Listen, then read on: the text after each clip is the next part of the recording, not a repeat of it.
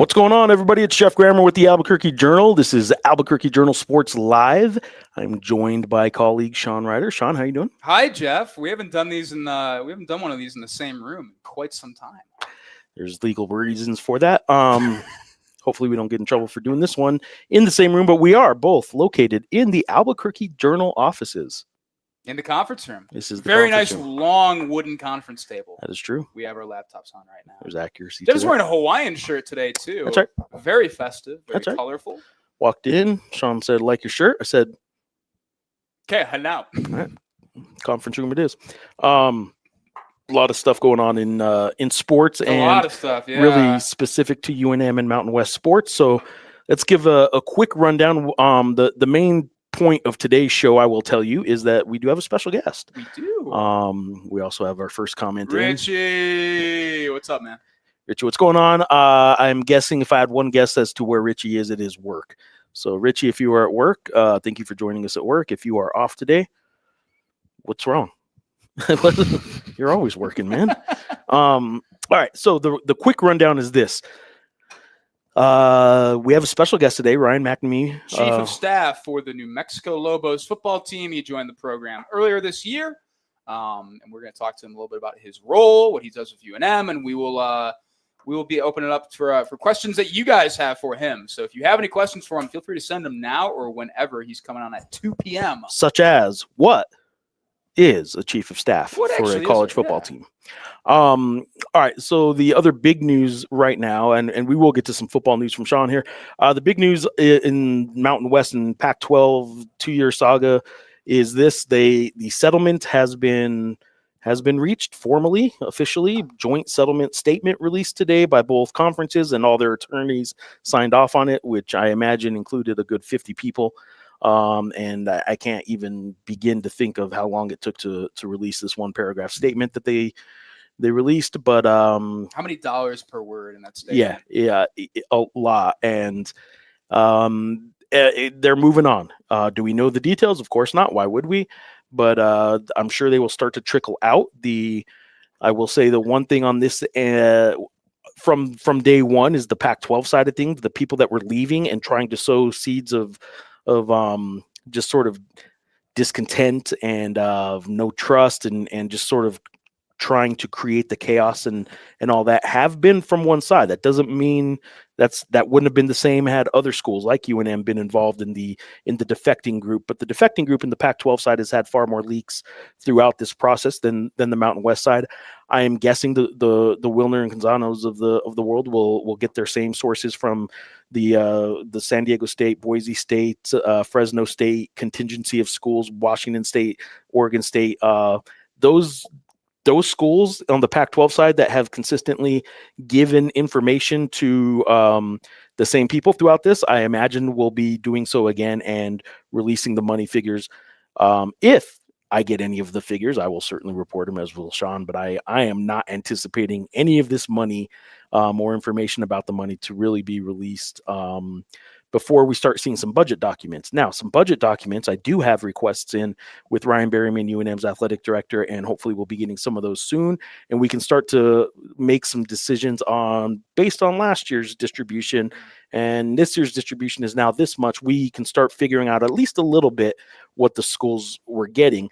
What will be confusing there, however, is Washington State and Oregon State, whatever they're getting isn't what everyone else is getting, at least for a while. The legacy schools in the Mountain West will be getting made at least whole for at least a little while in all of this. So the new schools aren't going to get the same amount.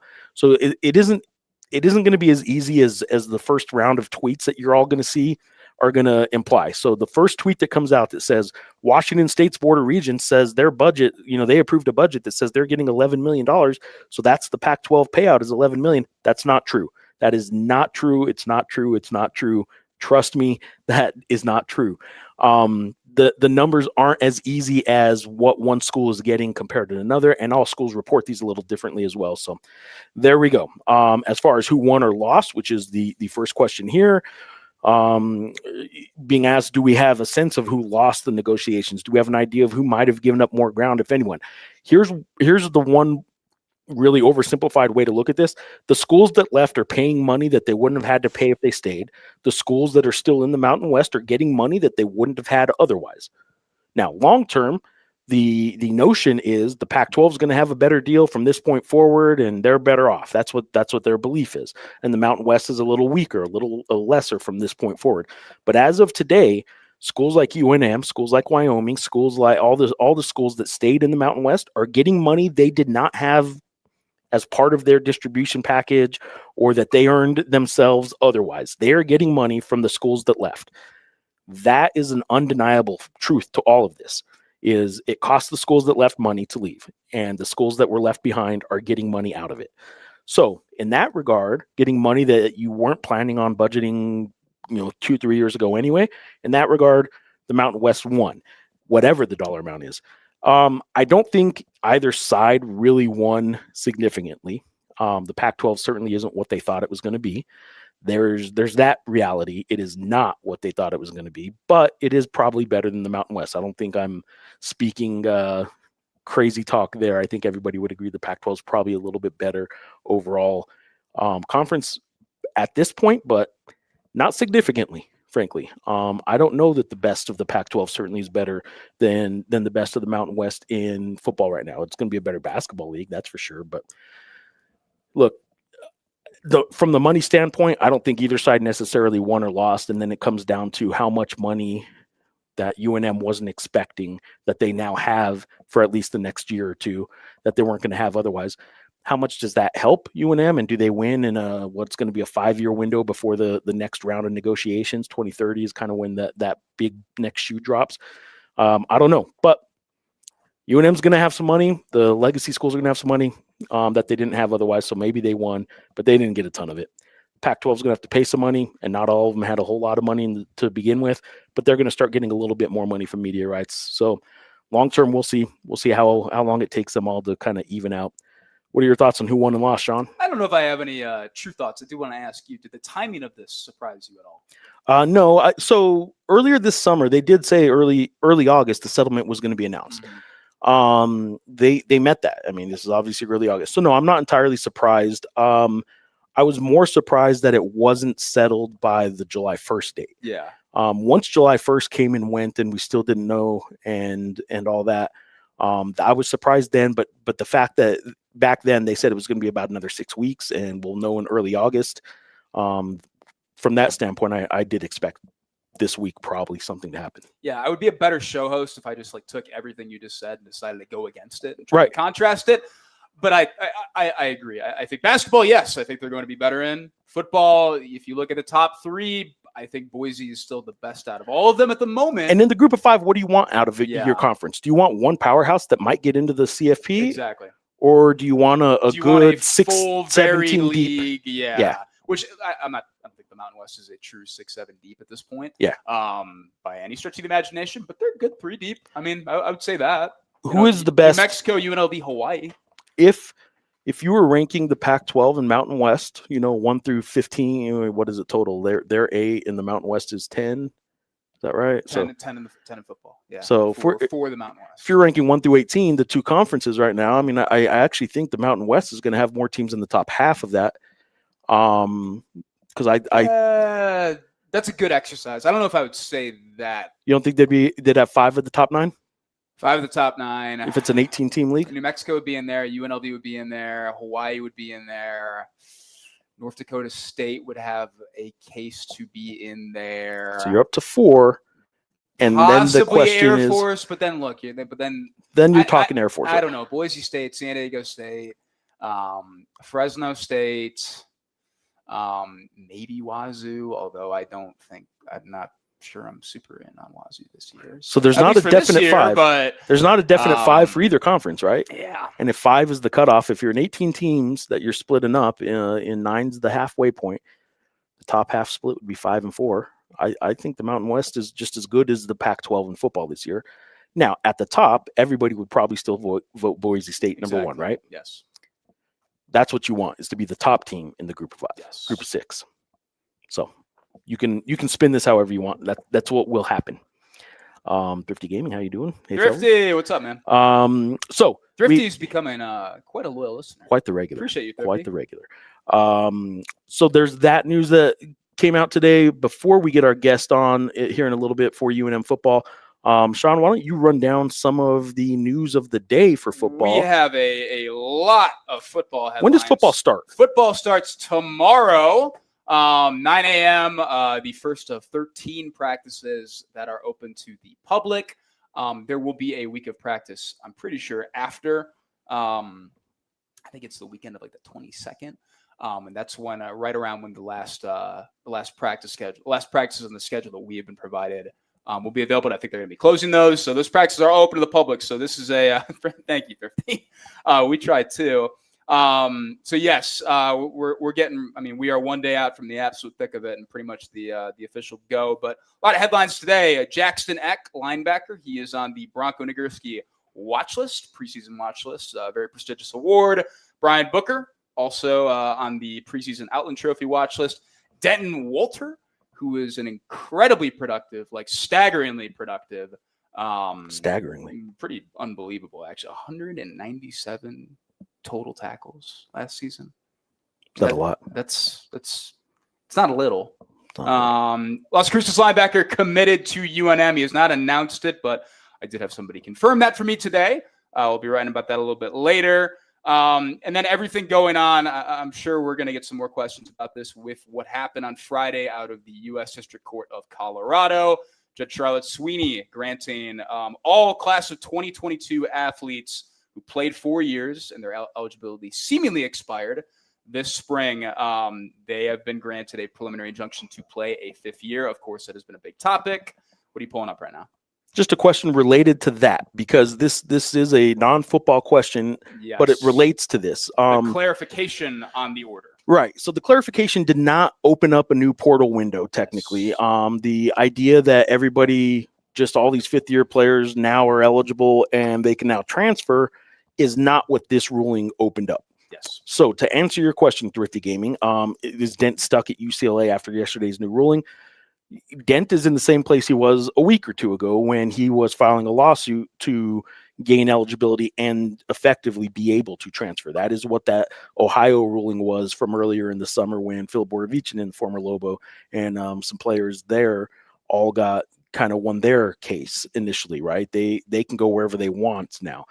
Dent is still in the same boat there. He is trying to get his legal ground or a legal decision to now be able to transfer. So the ruling from last week opened up, to your question, fifth-year players are now eligible, at least for right now, pending that. But at the school they were at, they were not allowed to transfer unless some did this, though. Yeah. Some seniors that had no eligibility left entered the transfer portal officially, just in case something happens. They can transfer. They are allowed to transfer. Didn't Amstel do that like a couple years ago? Yes. Yeah. I remember that. There was a run of Lobo players that did that when their eligibility was expired. Just in case. Yeah. So, in this case, it seems to have worked. But to answer your question, is Dent stuck at UCLA?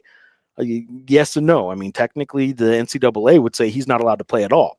If the NCAA doesn't win back their ruling initially, then he is eligible to play, but at UCLA. And then if Dent wins his lawsuit, which is still pending, then Dent can play and can play anywhere. So this is still far from over. I mean, this is a lot of court cases yet to be had. Exactly. And before we get into the UNM football side of this, I think that Dent, whatever case he's party to, that's being filed in California. Correct. A lot of these cases, the Ohio case in particular, those ones, unlike the preliminary injunction to come out of Colorado, those cases and those orders did have the stipulation they could enter the transfer portal.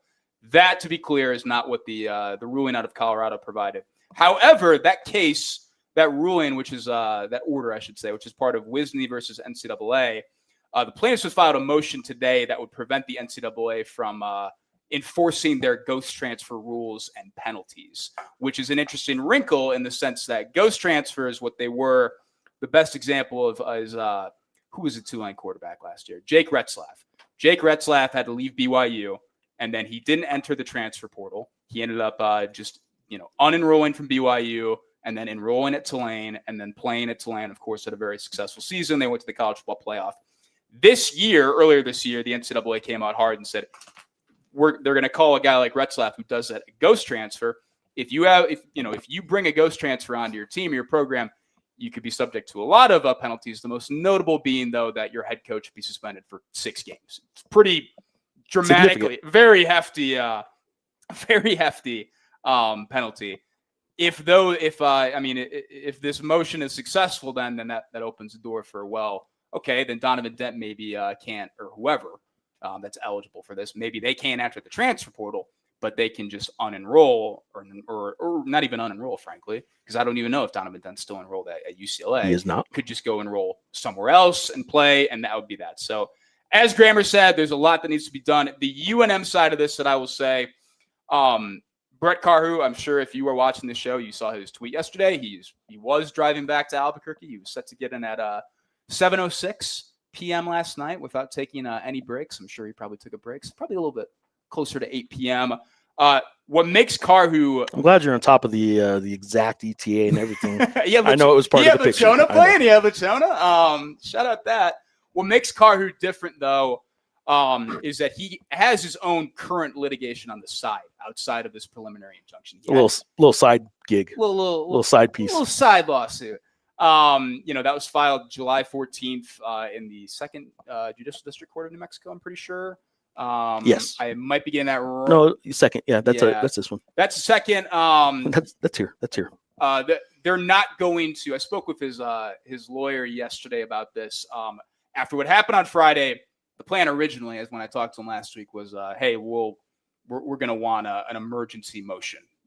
What happened on Friday, they probably won't be able to get an emergency motion, but they do want to get on the docket. They are not giving up that case at all, depending on what happens with, the NCAA maybe getting the reversal of the preliminary injunction out of Colorado. So I would say, out of all of these guys, these class 2022 guys that played 4 years, didn't redshirt, all that, I would say Carhu is in one of the more advantageous spots.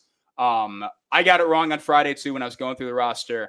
I said that David Murphy, Carhu, Azaria Levels, and Luke Drzwicki would all be eligible for return. Murphy and Drzwicki aren't. I did not know that they were early enrollees. That did not reflect in their bios, so I screwed that up. I corrected that on Twitter yesterday. So right now, the guys that could be eligible for return are Carhu and Azaria Levels, a safety who came here last year from Stephen F. Austin, if I remember correctly. I was looking at him just earlier today. Mm-hmm. Real quick, Michael McCann, sports legal expert for Sportico, is tweeting out now that the case in Colorado, the athletes in Colorado case, which is basically the case we're talking about here, that gave every fifth-year player the extra year, the 5 and 5. NCAA, correct? Yes. That Colorado case, they have filed an emergency motion accusing the NCAA of preventing them from joining other schools. Yeah. An interesting case, gets more interesting right in time for fall sports and law courses. That is exactly what we're talking about here. To the question earlier about is Dent stuck at UCLA? Yeah. That is what the Colorado emergency injunction now, and emergency motion, is now looking to I guess address. So again, that doesn't change anything part of our answer, which is there's still a lot to be determined. That's the case here. So long story short, on the UNM note, I don't think at this point, from everything I have kind of heard, I don't think Brett Carhu and Azaria Levels will be practicing with UNM tomorrow morning. I think there's still some things that need to get kind of kinked out there in terms of them even getting back into school and clearing compliance and doing all that. So here's a risk, and I've talked with someone at UNM about this. Here's a risk that all schools have to basically play with right now. Practicing right now isn't going to hurt them until the first game. At the first game is when roster limit penalties come into play. Yes. And UNM football is at the roster limit right now. And they are at the roster limit. It is interesting in Carhu's his counsel, what they filed the motion for a preliminary injunction last week, the 29th or whatever. They did say that Carhu had been guaranteed a spot and that he would be not taking a scholarship from a class of 2026 incoming freshman. Now, that doesn't mean they would be taking a spot from a kid in a different age range or whatever. They've always been. And you could tell you just made a good point because you yelled now. Sean's always making his strongest points with a yell. I'm yelling into the mic. And Eck even talked a little bit about that, at media days, and I've included that quote in a story. I think that's Dog the Bounty Hunter. We're both. Oh my God, what a mullet! What a mullet, man. That is a fantastic mullet. I wish we could get some gram revision on that right now. If I had the external right now, do. Fantastic. Eck even said during media days that they would probably have to cut somebody off the roster to clear it. So here's what's also interesting, though. In football, unfortunately, we all know between now and the opening day, the opening game, there is a good chance that somebody may have a season-ending injury. Yes. I shouldn't say good chance. There is a chance. In football, it tends to happen. There is a lot more wiggle room if that happens between the first game and then, hey, a roster spot might open up there where that roster spot, even though it's by injury, they can maneuver some stuff that way. So it's not as hard pressed to find a roster spot as it might be for a volleyball. I think there is one person at UNM that could play into all this for volleyball. I don't know the name. I can't tell you guys. But I do think volleyball has somebody. I think softball might have somebody. There were 18 total players who qualify for this. That doesn't mean all 18 were going to pursue playing another year at UNM. And I think what you have to remember, too, is some schools have, or some programs like at UNM and schools across the country, some have no money left to spend on their roster. They may have roster spots. Looking at you, Lobo men's basketball, they may still have roster spots, but they have no money left. I will add, again, going back to that, the motion for the preliminary injunction, They did say that they had some, UNM had some NIL money for Carhu. I just did it again. I know, making a point. So just gonna speak in a whisper. Some players too, you have to remember, just because they can come back, maybe they don't want to. Some of them have gotten on with their lives and have their first job post college. So there you go. A few more questions here. We're gonna have a guest here in just a little bit. Let me hit a couple of these questions here. All right. Well, so Desert Lobo, to your question on season tickets, I know they're up. I don't have a final number. Short of us getting another football guest next week, if Ryan is not busy, Ryan Berryman has said he will gladly come on whenever he can. So I'm gonna hit him up after the show, and if he's not already booked for a half-hour slot next Tuesday, it's around like 15K. 15K. 15K. Okay. Which would be one of the best years for season tickets for football ever. So there you go. 15K ish. Let's call it that. Next one, Dog 11. Sean, what local guys on offense and defense do you expect to have meaningful playing time? Local guys on offense and defense. Does Jackson count as a local guy because his family lives here? He is a real one. He is a real one. He has an Albuquerque home address. His family lives here. Local guys. That's a good question, man. It is a good question. Because I can't even think off the top of my head. Circle back to me on this. Let me just do a quick scan because I know I am missing one. Desert Lobo, to answer your question here, I saw on social media the volleyball team got a new renovated locker room. Is that at the Pit, powered by UNM fans? I like how you did that. Powered by Nusenda is how UNM would want you to say that, of course. Or is it at Johnson Gym? It is at Johnson Gym. It is a renovated, revamped, redecorated, upgraded locker room. I wouldn't call it a full renovation. It is the same locker room with, it does look better, but it did not get a full high dollar renovation. It does look the part of a renovation, but it is not. And it is at Johnson Gym, where they still do their primary amount of practicing.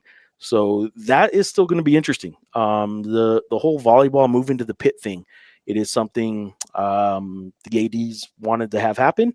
It is something that I don't think volleyball really wanted to happen. They kind of like their space off to themselves over at Johnson Gym. The parking's a mess. The paying rent for the facilities is a mess. All that kind of stuff is kind of a mess for athletics overall. So I get it, moving them to the Pit, but they still practice over there. So. Yeah, going back to Dog and Dog's question, off a quick scan of the roster, I knew I was missing a couple. Defensively, Elijah Brody, I think, is a guy that, as long as he's healthy, I think he's going to get reps coming off the edge. I think I've said on the show before, I thought he played well. I don't know why I yelled there. Thought he played well last year before the shoulder injury kind of started to hamper him down. I think Devin Dyer will probably rotate a little bit on the offensive line, too. He's a former he's a La Cueva kid, I'm pretty sure. Although I don't know how much. I mean, they like to rotate on the defensive line, so I'm assuming he's going to get some reps there. I don't know how much his split's going to be. Offensively is a little bit tougher. We'll see what happens with how healthy the receiver room is. Although I think I think they're going to end up being pretty fine to start camp. But Evan Weissong, I thought, did some nice things during the spring. And then Jacob Maldonado is a freshman coming in from Cleveland. X talked very highly about this freshman receiver class and what they kind of have coming in. So maybe one of those guys ends up factoring a little bit more. But it is not it's not like last year where you could just point to, hey, David Murphy's going to have this really clear, very, clear-cut role heading into the season. But good question. Lobo Fish 40's in. Lobo Fish says, Geoff and Sean, thanks for streaming. Thank you for being here, Lobo Fish. Thank you, Lobo Fish. The new Mountain West without Pac-12 teams is a bummer, but we just have to make the best of it. What is the best scenario looking at the 20th? Actually, let me back up. I just clicked on the wrong one. Let me back up one. What you said initially was thank you for streaming. The new Mountain West without the Pac-12 teams is a bummer, but we have to make the best of it. And then you said, I wish nothing but toil and sadness to all of the teams in the pack. Stealing that. I like that. Toil and sadness. Toil and sadness. I like that a lot. Your updated comment says, ask the question, what's the best scenario looking at the 2030 shakeup? I would tell you, I think the best case scenario that I think could still be realistic one is still, I don't want to use the word merger because that's a bad word in all this, but I think there will be a conference out west that will include all these teams basically.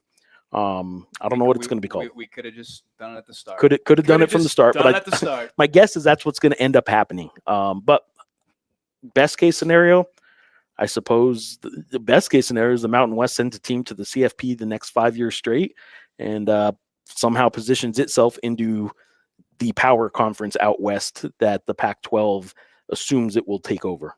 What's more likely, the Mountain West winning a national championship in basketball or the Mountain West sending 5 straight teams to the college football playoff? Man, I suppose the randomness of it would say a national championship, in basketball. Too, but I think so too.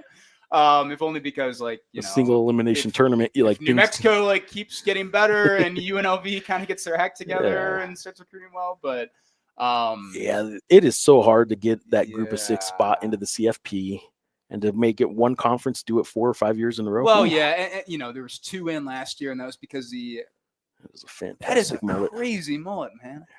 Salute two teams in last year because Duke won the ACC title game, and the ACC's tiebreakers for the championship were pretty messed up, if you could say. Looks like we have a guest about to join us. Let's get to this last question real quick, and then we will be joined here momentarily. How many questions are on the D-line versus answers? Well, if they ended up getting Carhu back, there would be certainly that would be a big answer there. I would probably say there might not be as many questions as we think, but there are some questions. Okay. So I would do that. Fellow Sean. All right. Sean, I don't know if that answered your question or not. Yeah. But that's what you got. Oh. All right. Sean Reider, the Sean in our show right now. I want you to introduce our new guest. You are our football guy, and we are joined now by Ryan McNamee, the chief of staff. Sean, why don't you give us a little bit of intro as to what the heck we're about to get into talking with Ryan here. Ryan, how we doing today first? Good to see you. Doing great, boys. How you doing? Oh, we can't hear him. Yeah, how about I turn your microphone on, There Ryan? you I go. apologize. Oh, No, it's There not. we go. That was me. We can hear you now. Ryan, doing good today? doing great, man. I'm excited. Dude, good to hear from you. First of all, Ryan McNamee, UNM's chief of staff, joined the program earlier this year. I wanted to get into this with you. You're not like Bo, where Bo's the first general manager in team history. You are not the first chief of staff in program history, but every staff is a little bit different. They all kind of run the ship in different ways. What exactly entails your role as chief of staff for people that aren't privy to it? That's a great question. I get that asked a lot. What does the chief of staff do? And the bottom line is, right, you do a lot of things that no one else wants to do, right? Now, you're kind of filling the gaps, right? Duties as assigned. Right, duties as assigned, making sure everybody's, in the right spot, right? Bringing administration, bringing other parts of the program, tying them in together with the coaching staff, trying to take things off the head coach's plate. As you know, Coach Eck is very hands-on, very involved in the program, in the day-to-day, minute to minute. And my job is to just kind of lighten his plate, making sure things run smoothly, and just really troubleshoot. So things that pop up or things that, maybe the head coach handled in the past, he doesn't really need to be as hands-on. He could just say, "Hey, Ryan, did you get that?" And then I say, "I got it. I'm on it, coach." And then, we just move the program forward. Seems like everybody's job, at least a little bit on the staff, would be to make sure Coach Eck has enough time to drive lowriders when he wants to, or Hey, get the low riders right. Hey, get get the those lowriders guys ready, Get in the helicopter. get in the helicopter, shoot commercials. The star of Albuquerque has to have his glamour time. Oh, I mean, the whole helicopter thing, that was the first time I had to, coordinate helicopter, operations, right? Before and after, right? The before and after of the QC the helicopter ride. For you in particular in this role, I mean, as you kind of mentioned, you are lightening the load for Coach Eck in a lot of ways. What is this particular time of year, heading right into camp? What does it look like for you and what you're doing? Yeah. So right now it's making sure all of our team travel is lined up. And that kind of starts really in the springtime, right? February, March, you're going out, you're doing site visits, and you're checking out the stadiums, checking out the hotels, make sure all the specs are the right way, all right? Your travel manual is done. And then, so now it's checking back in with the hotel, right? Like I'm checking in, and you have your home slate. So you have your boxes that you're checking for your home slate, and then you're also like, I'm from the future, right? I go in the future, I go see Oklahoma, I go see all the Hawaii, right? Go make sure all those things are ready, right? Rough. You don't really talk, Rough. right? I know. Hey, tough. I got a call one time a couple years ago from a coach in the springtime. He's like, "Where are you at right now?" And I was like, "Oh, coach, I'm actually in Hawaii. I'm doing a site visit." And he's like, "Oh man, you guys, kind of busting our chops." And I was like, "Hey, it's a rough. No, someone's got to do it, right? Yeah. Someone's got to make sure that the hotel has the right, make sure the food's right, make sure the meeting space is Yeah, correct." you guys don't show up and just figure out then what room space you have for meetings. No, right. So a lot of it now is just going into my 24th, 25th season in football with some coaching and operations sprinkled in. So some of these places that I've stayed at before, I've visited the stadium, in a previous life, right? So you kind of have some of the answers to the questions, right? That what you're going into, but just kind of getting those things tightened up, getting those things ready. So you get ready, for the season, for the off season, right? Like I like to say, the players play, coaches coach, operators operate, right? I'm just trying to, have the answers to the questions that aren't asked yet. Mm-hmm. Right. So when they do pop up, you're like, "Oh yeah, coach, we have that. We have an answer for that." So I think this is somewhat in the answer you've already given, which is a little bit of everything. But someone scrolling down the Go Lobos roster right now for football is going to see a chief of staff, a general manager, and a director of football operations. Is there a real specific difference that you can explain to the layperson what the three positions do differently? The chief of staff has a little bit of an administrative role in terms of meeting with the athletic department, meeting with your business office, but the director of football operations is very similar in that, right? Just so, for example, like when I was at Temple or when I was at UNLV, like I was putting the menus together, like I was ordering the food. I would order the food for the lunch. Yeah, I would order lunch for the coaches every day during training camp at UCLA, right? And that's not even, we had nutrition and stuff there, but you're also like, nutrition's, it's Sunday night at 5:00, right? It's just the coaches, like, what are we getting, right? And you organize those things. Like, as a chief of staff, you're making sure that's done, but you're not necessarily, ordering the sandwiches or ordering the pizza or organizing that, right? You're just making sure that that's done. So that's a little bit of a change where the chief of staff, you're using your knowledge and you're using all your expertise, but you have a little bit of you're overseeing, making sure that those things are being executed, right? But also, something happens or someone goes on vacation or something, all hands on deck mentality. So you're going to get it done no matter what. Helicopter rides, low riders. You have, without pulling out like the full LinkedIn profile, you have worked for a lot of different head coaches. I think Chip Kelly at UCLA, Tony Sanchez, you mentioned, of course, now, back at UNLV, Al Golden at Miami and all of that. What made the opportunity to work with a guy like Jason Eck kind of attractive? I mean, How do they contrast from those other guys? It's really like, it was perfect timing. Just working at my time at UCLA and working through all the different personalities and not just the head coach, but all the coaches, and like learning from those guys, it was great. And when you look at, as you're trying to advance in the profession, right? You being a director of football operations, like you just don't want to you just don't want to like lead a job for any type of job, right? So it was kind of like, how can I, like, you want to advance in your career, but you also want to work with a coach or with a staff that that has high expectations, that that are on the rise, that are just great people, and just that opportunity to work with Coach Eck. Like, our paths have crossed over the years. Ironically, not just through coaching, but through the Be the Match program, Get in the Game, the community service program. So we've met a few times, but not enough to be like, oh yeah, like, I know this guy, I love this guy, like, you're my guy. But it was just kind of like, oh, I see you around, and we have a lot of mutual contacts.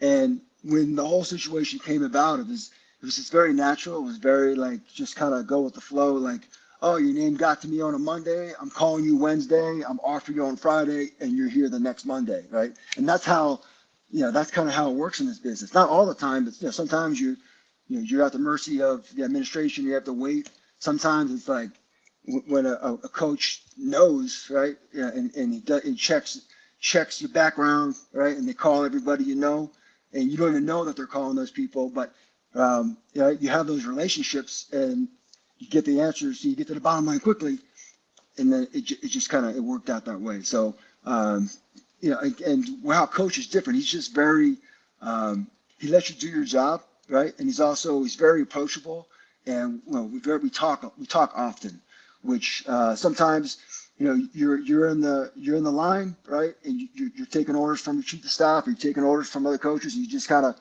when you're spoken to, right, you go execute the order, right? Now it's, I have some questions, or hey, coach, we're new. How do we develop this relationship? How do you see this? How do you want this done? And it's open door policy. We just kind of talk multiple times a day. We catch each other in the weight room, or catch out in the field, or on a walk, or post practice, or things just pop up, and you have that easygoing nature where it's just hey, coach, I got a question. Yeah, shoot. Right, here's what I'm thinking, and then you just go and answer. So it makes my job a lot easier when you have those that availability to get your questions answered and go take care of your job. You are an ops guy, but you are also like a football guy first and foremost. I mean, from what you have seen from when you kind of came in and went through spring ball with all these guys and off-season workouts, and then of course with fall camp starting up, what is kind of your excitement level to finally see this team kind of? Oh, I mean, I'm excited, right? I'm not only am I, I'm living the football life, right? Living the ops life. You're always advancing. You're getting the team ready. I'm also a father, and my son is a high school player right now. I have two boys, and they both played sports. My youngest is in high school right now, so football's in the air, man. We're at training camp, we're at practice. I'm watching tapes on. My wife does a great job doing the, shooting video practice, and. I'm watching YouTube clips, or Google Photos. I'm a coach. I'm a coach no matter what, right? It's just how I am by that's what I've done since I graduated college in 1999, right? And I was a GA my first 2 years, so I've always had that passion for football, the passion for being around the team and coaching. And now it's operations. You're just kind of coaching the coaches, right? Or you're coaching the other aspects of the team. So I mean, we have a team meeting today. We're going to go over all the admin stuff, right? And then we have dinner, and then we come back and we start talking organizational football, and then we have practice tomorrow. So it's just a rite of passage, right? And you're sitting over the summer, and you're trying to you're enjoying your family time, but you're also thinking oh, we got that training camp schedule ready. We got officials this day. we got meals this day. We have an off day. We're gonna do some we got a team day. Like all those things kind of, start popping at you, and then it's like, then it's go time. So yeah, I'm excited. I have a family member that worked in college football ops for quite some time, so I have a pretty strong, like you were talking about, like getting the meals for coaches and all that. I've been on in that car going to pick up Dickie's barbecue for a coaching staff of my sisters. Like very fond memories in that sense. What is the well wait, I have a family question for you. Yeah. You ever have a conversation with your wife about when she shoots a game that you might not be able to go to for one of your sons about vertical video or horizontal? Yes. Have you ever had to have that? We go landscape. You've got to. Right? I know the new world is everybody scrolling vertically. I know. Right? So here's the thing. But that's not what people want highlights of. When you're at the private workout, like when I was at my son's workout, we have a QB coach. My son's a quarterback, right?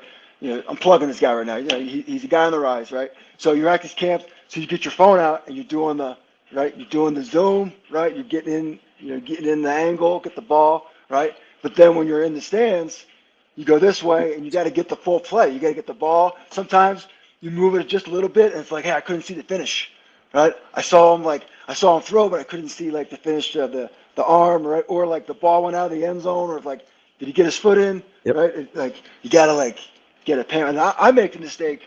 I'm going here, and sometimes I'm following the ball, and then I just go off the screen, and then you quality control that, right? It is a tough life, and I want to know too. Sometimes, so my wife's a photographer, and I was always very much a horizontal. Everything I take photo or video, but the new world, I've sort of had to adjust to a lot more vertical because that's what social media wants, right? Yeah. But man, I can tell you, it is not a great conversation at home when the traditional photographer does not want me doing the vertical. No, hey, it's you have to kind of be you got to get that vertical Instagram vibe, but you also have to get I'm a coach. I need all 22 in the box. Right. I need to be able to see okay, can we identify the coverage? Right. What are you seeing on this snap? Pre-snap. What's your pre-snap read?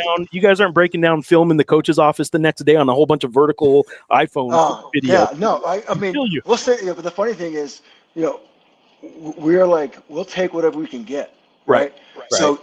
And sometimes, you're in Huddle, you're in 247, you're all these apps, right? And we save stuff, and the coach has it from his phone. You put in the app, and then it's like, hey, go to his Twitter. If you still call it Twitter, right? Go to your X page. Okay, pull it up, and it's vertical, right? Or it's you got to take what you can get. I get that. It's just kind of oh, hey, I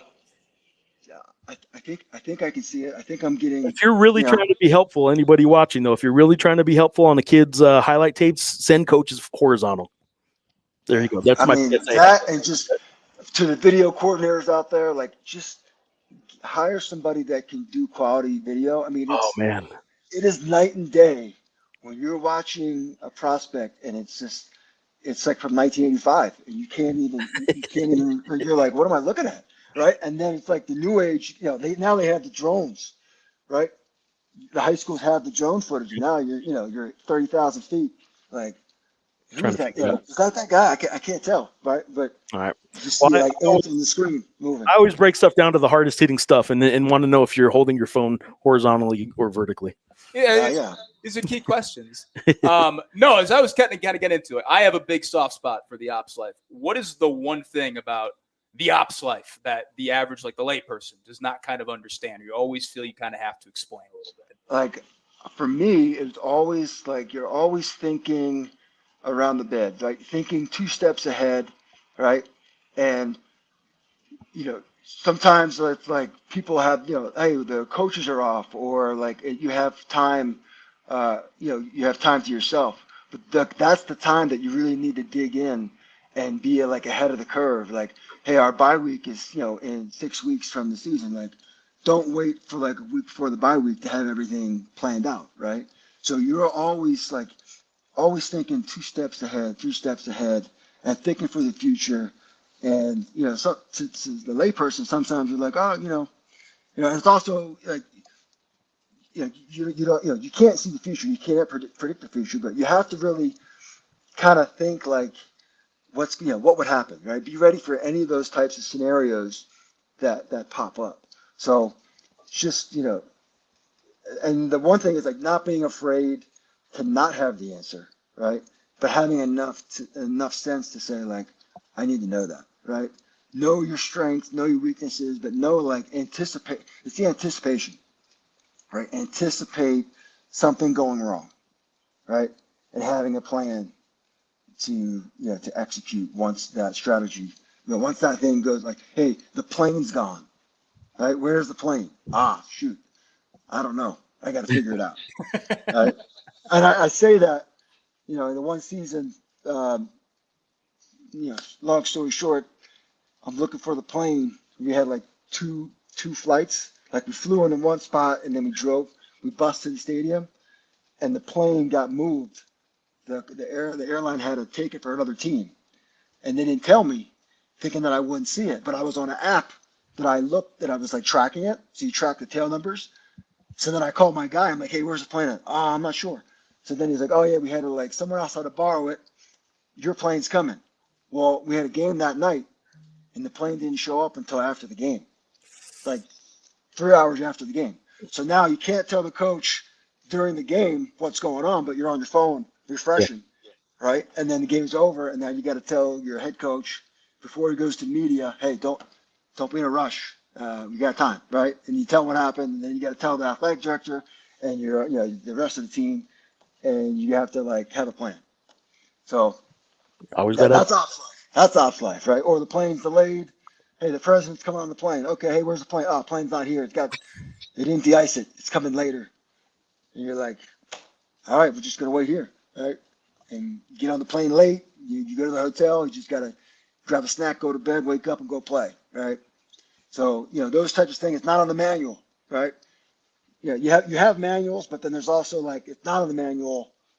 Like you gotta think on your feet, and you gotta know your coaches and just communicate in a way that they understand like things are gonna happen, and you just it's like almost like customer service too, right? You're serving the coaches, you're serving the players, make everybody feel good, right? You don't give them too much information, right, until they actually need it, but right, you just give them just enough. Well, you got to learn each coach, I imagine too. I mean, some coaches want all the information right away. Yeah. Some of them don't want to be bothered by any of it until they absolutely have to be.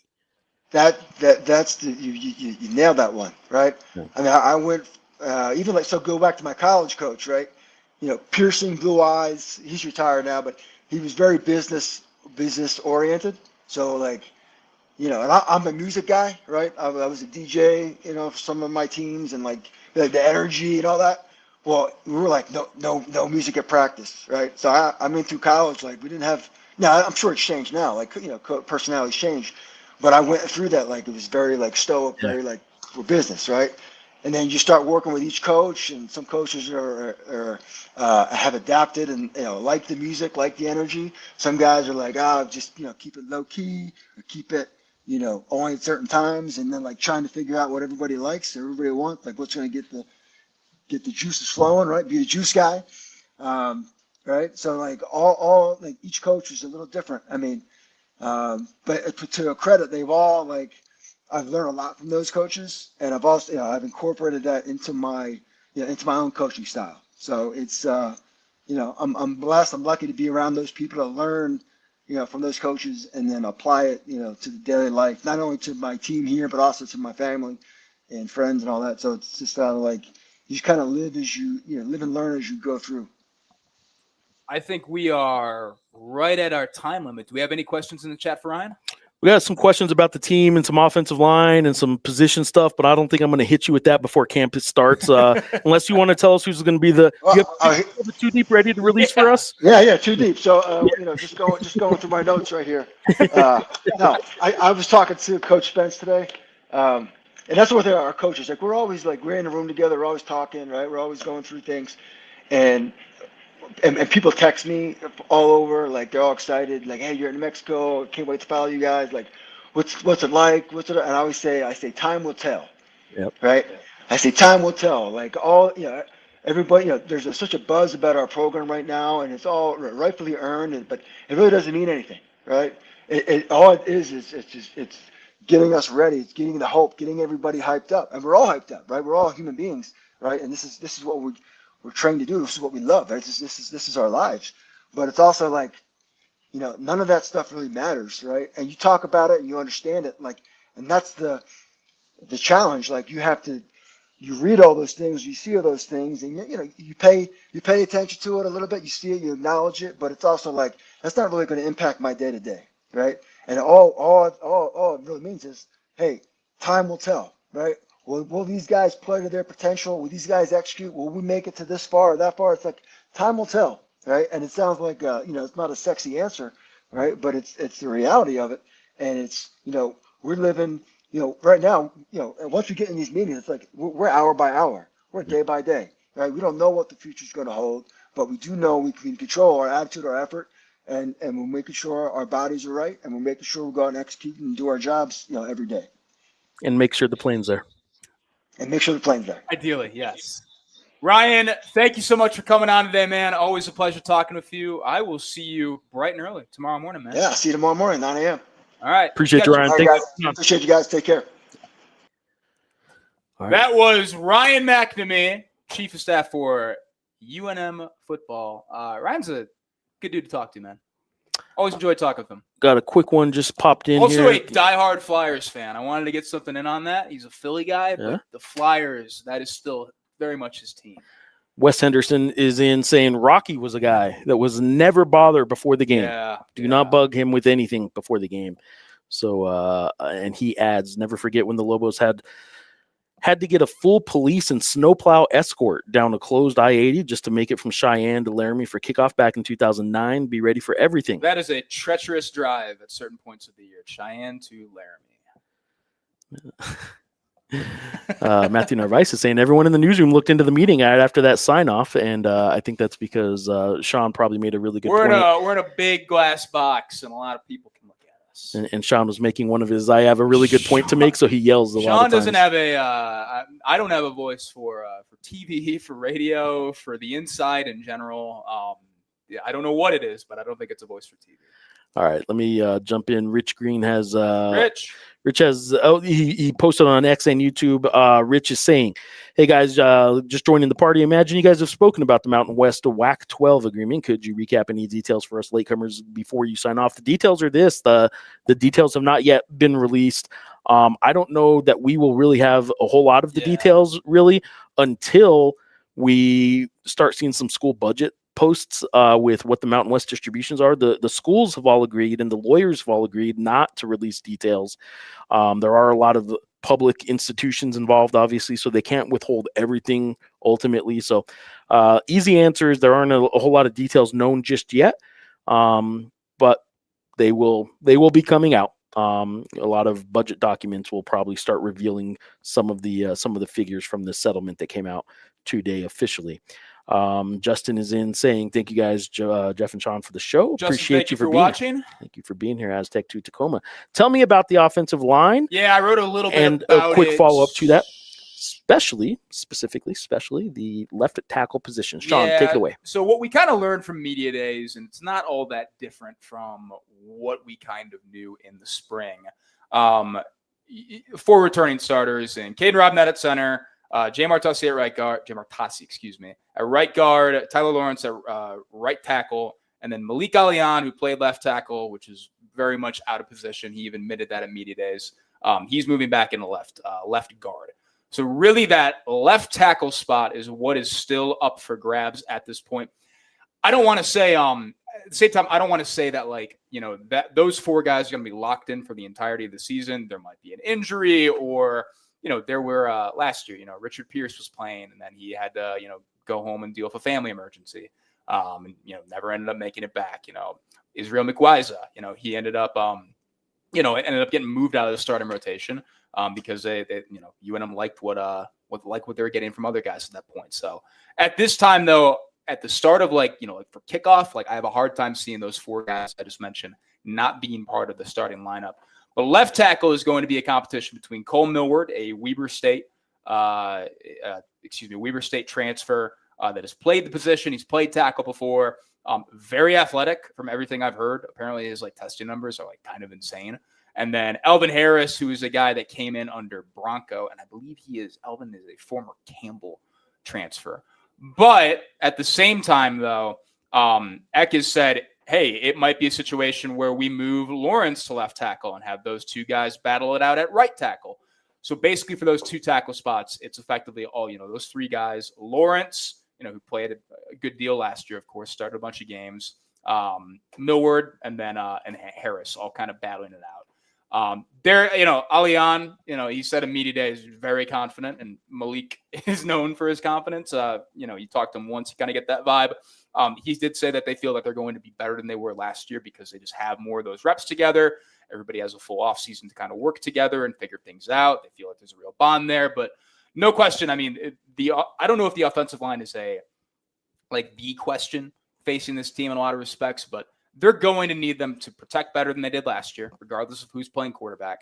And they want to run the ball more consistently than they did last year. I mean, Schleissner's talked about it. Eck has talked about it. Alian mentioned, there were some games where it just took them a bit of, a little bit more time to kind of get into, blocking runs and getting things going, making the run game actually happen. And they don't want to have to wait for that this year. So 100% the O-line is something we're going to be monitoring, but that is my understanding of what things might look like. I'm excited to see some of these freshman linemen too. Somebody asking about the settlement. Wes is guessing 55 to 65 cents on the dollar is my guess. The Mountain West is not getting what it had asked for, and the Pac-12 is not getting what it had hoped to pay, which is zero. So somewhere between a whole lot of money going to the Mountain West and nothing going to the Mountain West is where we're going to land. And I don't think we're going to get a whole lot of specifics very soon, but they will start coming out. To Wes's earlier comment about that snow plow escort from Cheyenne to Laramie in 2009, I think he said it was 2009. We have Justin here saying that he was at that game. Let's go. So there you go. Thrifty Gaming wants to know, will you guys be at the open practices? I may try and swing by. I will be at every single one I can be. The only one I will be currently missing is this Sunday because I will be covering the Men's City Golf Championship. And the final round is synced up with when they do practice, which is 2:15 to 4:45 p.m. But if you see me at practice, feel free to say hello. I would. I love that they're opening up practice. I think it is. Practice was never truly closed in the past, but I love that they're making a point of saying that it is actually open.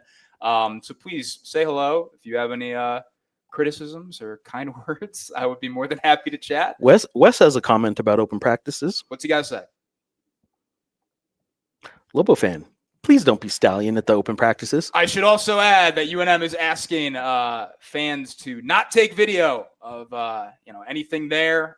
There are for the media, even us, there are filming rules. One of which last year, like the very first practice, I broke one of them. So learn my lesson now.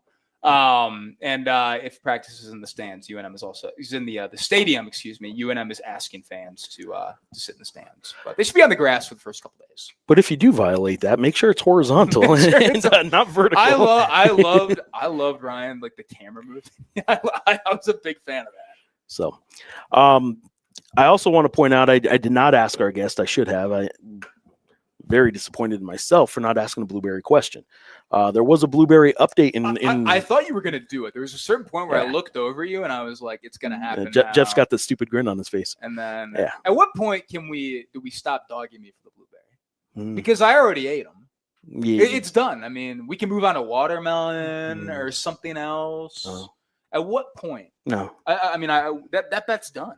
When can we start getting on you for going to Denny's and ordering a steak on the road, eating it in a hotel room, Boise or Fresno or San Jose, and then taking it back to the hotel room, and not just eating it in the hotel room, but eating it with your hands, like a the sandwich. plastic fork was not working, man. I don't know, man. Could you go down to the front desk and be like, they got probably. Yeah, you could have asked. Yeah, I have eaten a Denny's steak in a hotel room with my hands multiple times because the plastic fork was not doing it for me. Denny's steak. How do you get your Denny's steaks? Just medium. Okay. I go medium. If I'm at a good steakhouse, it'll be medium rare, look a little bit more red. But if I'm going to Denny's, I'll just get it medium. I'm just now getting into the medium rare point of my life. Yeah. But I don't really order steak a ton though. Yeah, well, maybe if you did, you'd be eating some in hotels with your hands, like a true man. I'm gonna pass. All right. I'm gonna pass. We got the Apex Carnivore over here. Yeah. Well, what can I say? Jersey patch update, yes and no. No, in that there's not a specific jersey patch answer I can give you. There's not somebody specifically lined up to be the SoFi jersey. and JP Morgan Chase are off the board for UNM. That is the update. I will say this. I don't think UNM is going to sell it just for the sake of selling it, with the full kind of long-term vision of we aren't going to set a price we don't think is right just because, look, there comes a point in sales and stuff like this where, like, okay, nobody's going to buy it this year at the price we want, so let's just take what we can get and sell it this year at this price.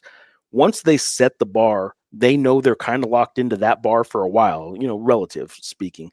So if they don't get a price from somebody that they really think a jersey sponsorship jersey patch for UNM Lobo football should be, they'll just skip this year and skip the entire year. They're not going to be into week 3 of the season and say, you know what, let's just take what we can get the rest of the year and then try again next year. They know that would set the bar and set the price a little bit. So there are talks going on as I don't know if as we speak, literally like right now during the show. Why would they? They're clearly watching our show. Everybody at UNM is tuned in.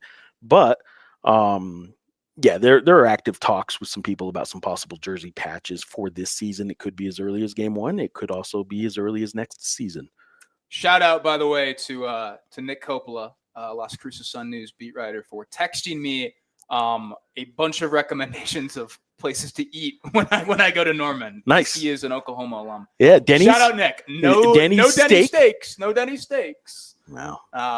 Hideaway Pizza is top of the list. He's from Las Cruces, an Aggie thing. Who? Me. Denny Steak. I think this is a Denny Steak follow-up kind of comment. You're an Alamogordo guy. Well, I mean, I was born in Santa Fe. Went to high school in Alamogordo. Wow. Went to college in Las Cruces, and now reside in Albuquerque, New Mexico. You used to live in Tucson, too. I did. I had a 3-year stint. Tucson guy. Yeah. Tucson local. That's what I'm known Jeff as. Grammer. Yeah, Tucson local. So there you go. All right, Sean, we're going to start wrapping up with this. The next week brings us what? Like, what do we... I want, okay, this is like summer league basketball for me. When people watch the NBA and they watch summer league basketball and they're like, wow, the Hornets looked really good in summer league. Whoa, that first round pick averaged like 25. He's going to be great. What overreactions are warranted? What overreactions do you expect? But what overreactions let me back up and not use the word over. What reactions in the first week of a college football camp are warranted to actually put some weight into? Or is there anything in the first week we should really pay attention to? There is not I think paid attention might not be the great term, but in terms of things that you put a lot of stock into, I don't know if there is a ton, especially because, these first practices aren't going to be like fully padded practices. So it's going to be, different in that anybody sense. That looks going to be contact, but anybody that looks good or bad, I don't care. I just don't care. You might look good in the first week. I'm not going to say that means you're going to have a good season. Yeah. You might look bad in the first week. I'm not going to read into that. I think I would look for a little bit more of sort of general overall depth at a line or a linebacker position group or something like that. You're like, oh wow, they got a few extra guys than I thought maybe. Let me take you through what I'm going to be looking for tomorrow. Yes. All right. I'm gonna be paying attention. Of course, you're going to name a quarterback.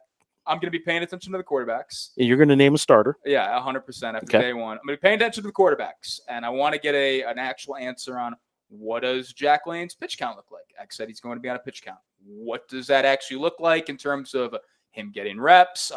Who is going to start as kind of the number 2 in that room? Will there be a true number 2 behind Lane, or is it just going to be guys rotating between Lobstein and Moga and Fave and all that? Of course, Moga and Fave here in the spring. I want to get I think it would be concerning if there were still, I haven't heard that this is the case. I think it would be concerning that if there were still a lot of receiver injuries they're working through, if, a Miles Williams wasn't ready to go, or Cater Jope wasn't quite ready, that would be a little concerning. I think you would put some stock into that. And certainly, there's going to be at least one injury. I think that I'm just not going to know about going in, and depending on the severity of it, you will put some stock into that as well.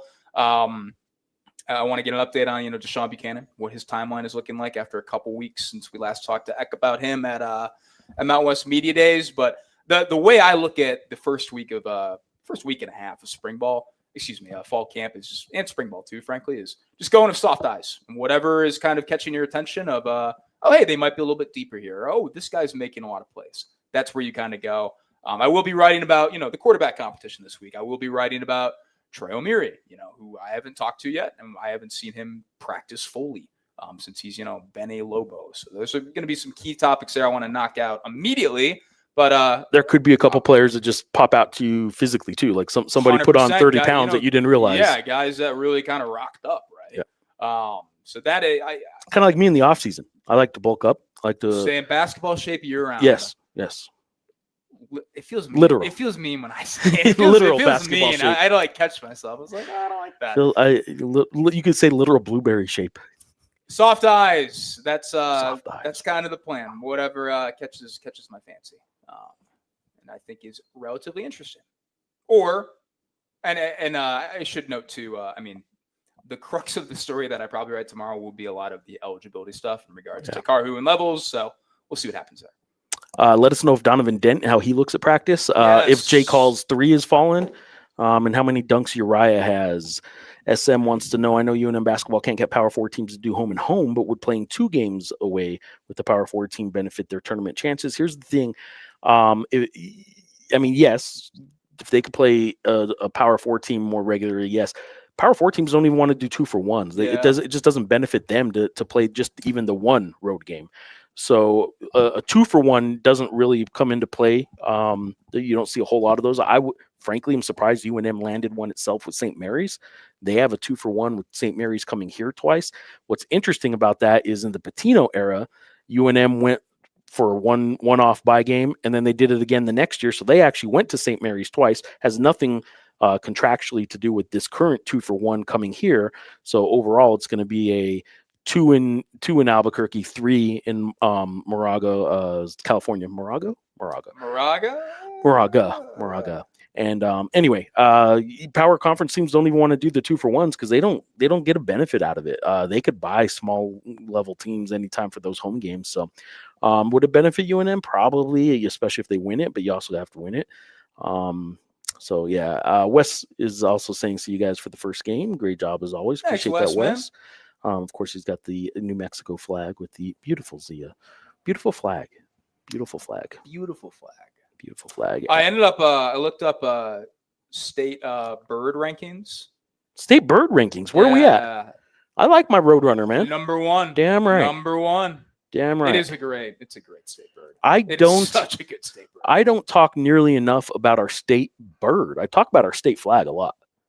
I think the Roadrunner deserves a little more love. Yeah. And Wes will like this, as will all you Lobo fans paying attention to this show right now. The New Mexico State University women's sports up until about 20 years ago were the Roadrunners. It was the Aggies and the Roadrunners. I didn't know that, Carmen. Yeah. Well, there you go. Didn't know that, man. Roadrunner is a pretty damn good state bird. It is. I think it's the best state bird. And that's not even me like pandering right now. I think just genuinely. Yeah. Do you know Michigan? What is Michigan state bird? Oh God, I forget. Let me take. It's not a great state bird.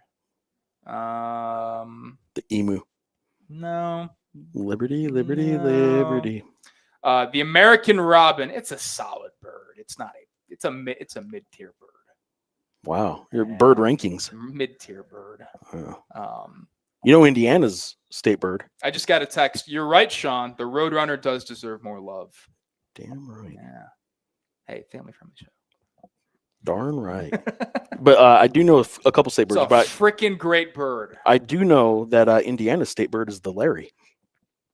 I'm going to take my shoe off and throw it at you. I'm going to take my shoe off and whip it at you. Someone's trying to argue that it's the Robin, but no, I'm going to. No, I think he was talking about Michigan. It could be. Wes knows his birds. Yeah, well, I'll tell you, the Indiana state bird is the Larry. I'm going to throw you say it one more time. I'm going to whip this shoe at you. With a better quarterback room this year. Does Lane have a shorter leash? Crazy call. Moga is the starter halfway through the season.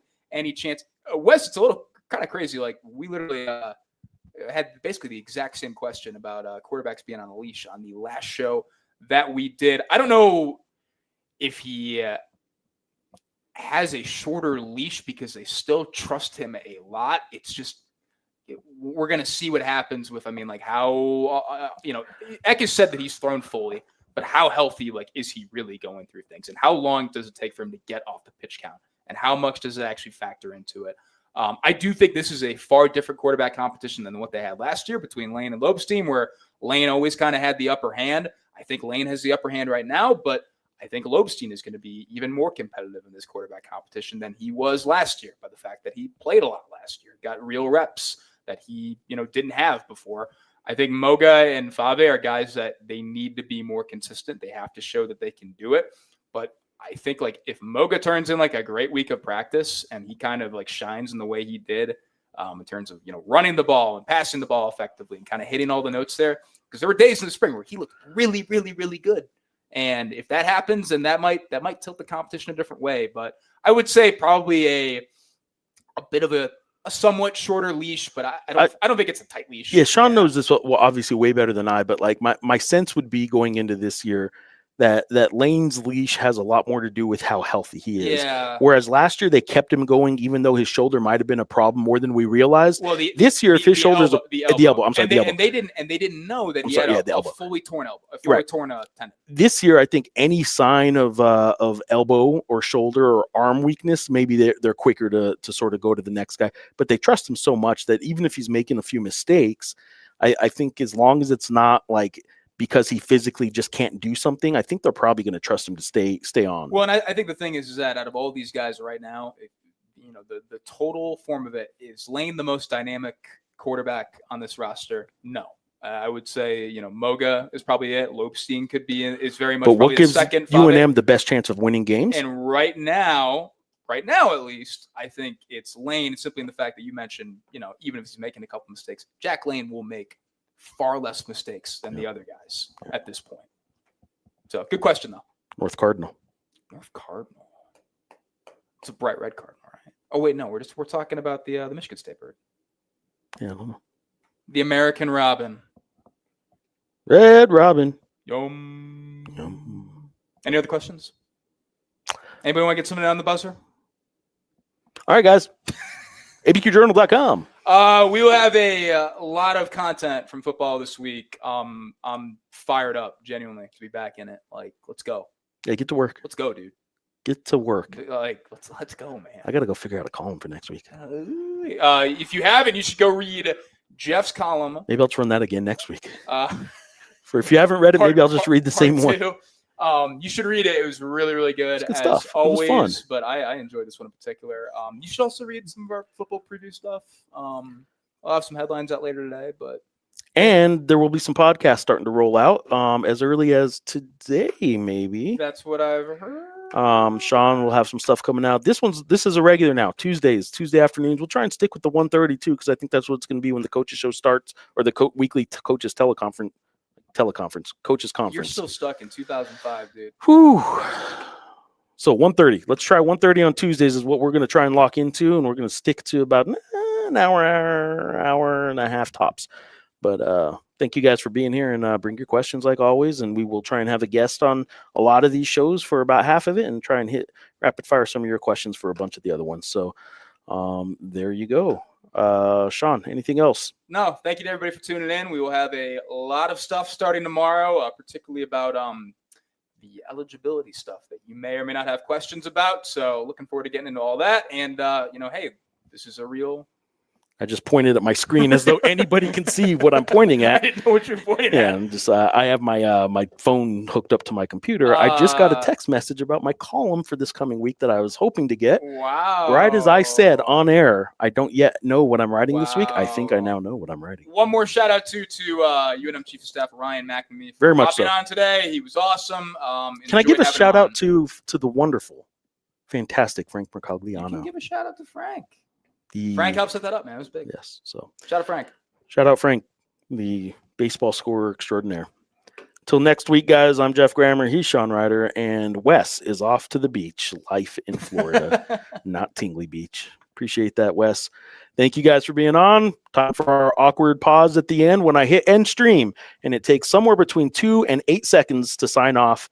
And I do an awkward, probably thumbs up this time. Yeah. Let me see if I could actually hit it.